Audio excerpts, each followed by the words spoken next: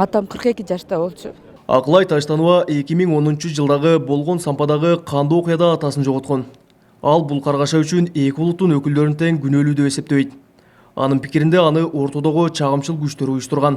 Чындыгында ошо башында турган адамдар, ошону уюштурган адамдар ошол убакта эбак эле качып кеткен болгон да. Ошолор өз жазасын албай калышты да.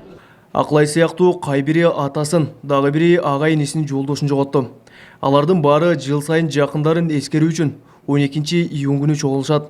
Быйыл белгисиз себептер менен эскерүү 13-июнга жылган. Чогулгандардын баары эле мындан ары мындай оор жоготуулар менен коштолгон окуя болбосо деп тилек кылышат. Мындай окуя болбосун деп айтам, конечно. Мындай окуя болбосун деп айтам. Ошондой болсо, мисалы үчүн, алардан деле, бизден деле, мисалы үчүн, жабырлануучулар болот экен, ушинтип бир аталарыбызды, бир туугандарын жоготушат экен. Ушинтип ыйлап, сыздап калат экенбиз. Эскерүү иш-чарага облус жетекчиси баш болгон жергиликтүү бийлик өкүлдөрү катышты.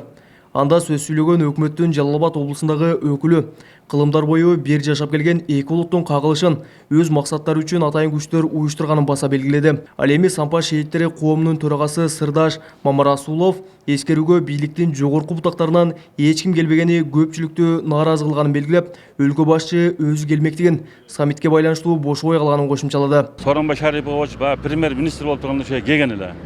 Келип, мен ар жерде келип турганда өзү айткан эле. Былтырда мен жолукканымда айткан, барамын Кудай кааласа дедиле. Быйыл ошо саммит болуп калып, келбей калып, неме сурады. Кудай кааласа эмне жылы бош болуп калсаңыз барабыз деп ушинтип айтты. Эске салсак, өлкө түштүгүндө 2010 жылы орун алган июнь окуясында анын ичинде Сампадагы каргашада 16 адам каза таап, 80ден ашууну жарат алган деп айтылып келет. Өкмөт тарабынан каза болгондордун жакындарына батир жана 1 миллион сомдон жардам көрсөтүлгөн.